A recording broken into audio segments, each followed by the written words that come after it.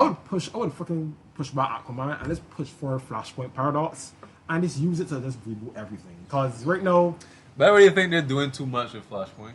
Because they're trying to make Flashpoint into like... I think starting a Flash movie with Flashpoint is a mistake. Unless they actually plan to reboot the whole universe. reboot everything. Because I feel like Flashpoint makes...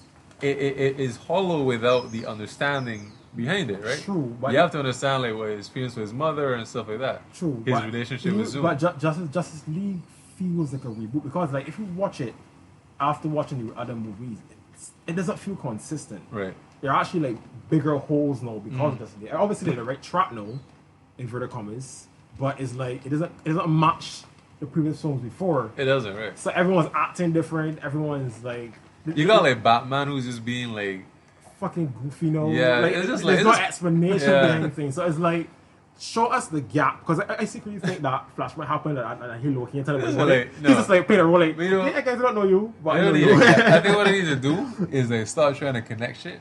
Just do some like solo stories. Just start fresh. Just do some solo stories. These are like one of the best things about DC stories, the Elseworld stories. When they can just like throw away the continuity and they do just like contained stories. I agree. I think they just need to do that for now. And then maybe like try like fitting in a Crisis on Infinite Earth as your big like Infinity War. Yeah. And then like, do a connection like that. But get the dark side too. Right, but trying to do that hold on. no. Like stop trying to hype up dark side because it's like you fucked up with Infinity War. Right. Not Infinity War. I think Justice League. Well, here's the thing. I want to see Darkseid because I'm a big fan of the New Gods. Yeah, but I think they just need to stop. They need to understand what Darkseid is. Like Darkseid, first of all, Darkseid is not a smoke cloud. Yeah. Darkseid is not some like, ominous like schemer. But he is a schemer.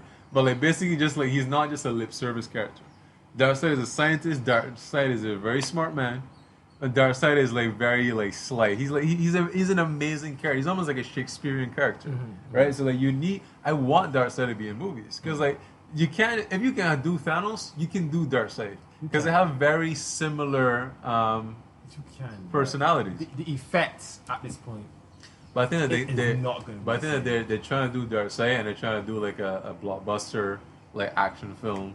Where Darkseid is just going to be like the monologuing villain who has like very few interactions, very few motivations other than I just want to take over the universe, right? So and Darkseid is a lot more than that. He's almost like he's almost not like a persona as a way.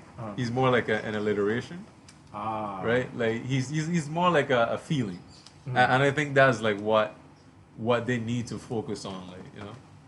Well, I wish him the best of luck. Yeah, like because Infinity War is Black Panther. Like everything. Put them in. It's kind of dirt right now. Yeah, they need to. They put them in a rough position. Yeah, you but I feel like just like Warner Brothers, like you know, they need staff that actually knows what the fuck they're doing and cares about what's going on. Gives a fuck. Which leads in to that to the next topic. All right, so yeah, so you know, over like a few that was a few weeks ago, we found out that Thundercats is getting a reboot. Right? Yep. If you haven't seen it, go look that shit up. Or don't. But yeah, but it's like a reboot that looks like very far from like the Thundercats of old, right? It will come out Thundercats next year. Very far from the Thundercats of new. Thundercats Roar, yes. That's what Thundercats Roar. And it's like by producer Richard Courtwright, which a lot of people have been like claiming, you know, like he good afternoon, hello. Who a lot of people have been claiming, yeah, like my man has a top knot. He looks like he does not look worthy.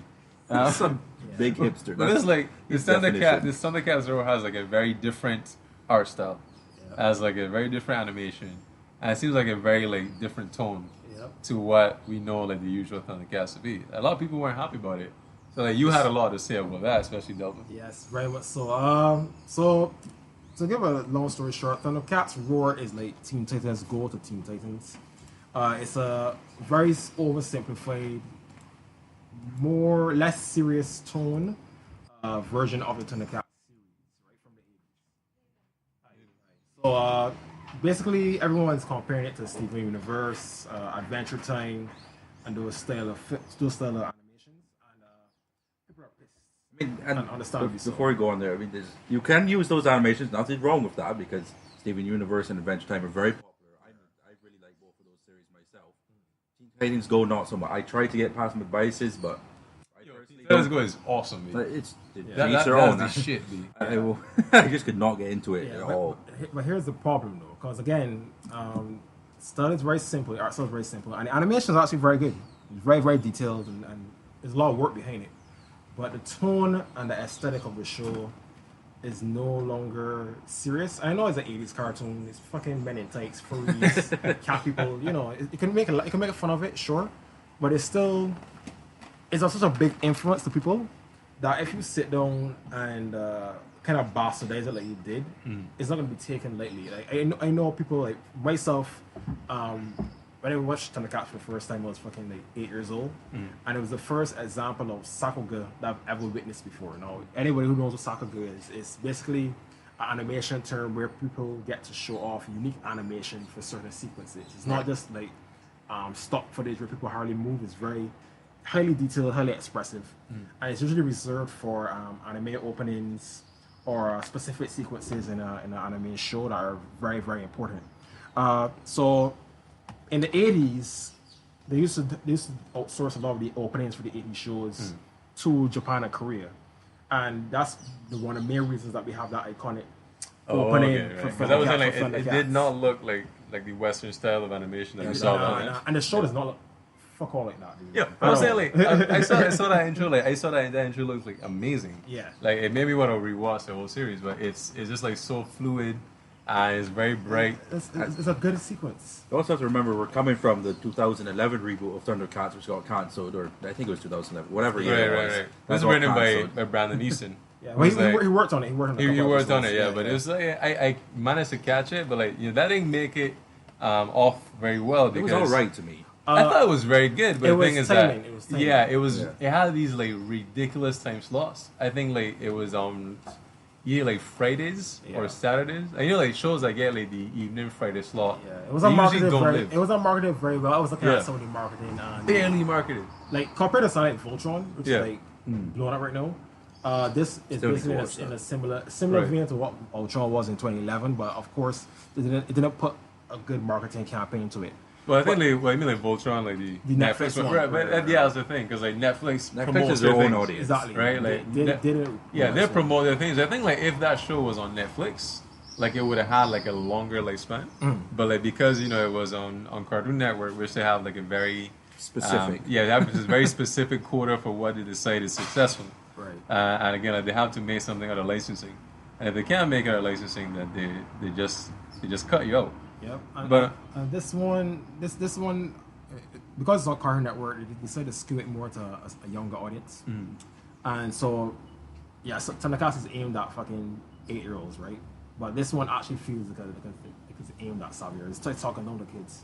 Well, I mean, we can only say so much seeing the teaser, what he's told us, and the what's his name, Bun Man. Mr. Courtrights. Mr. Courtrights, yes. Right. And seeing what is the potential opening that they showed in the same video. The opening intro was good. I was like, if that's a sign of the animation, is good. But it's fine like storytelling, because I find like this has happened with a lot of like kind of stuff. Stories like this.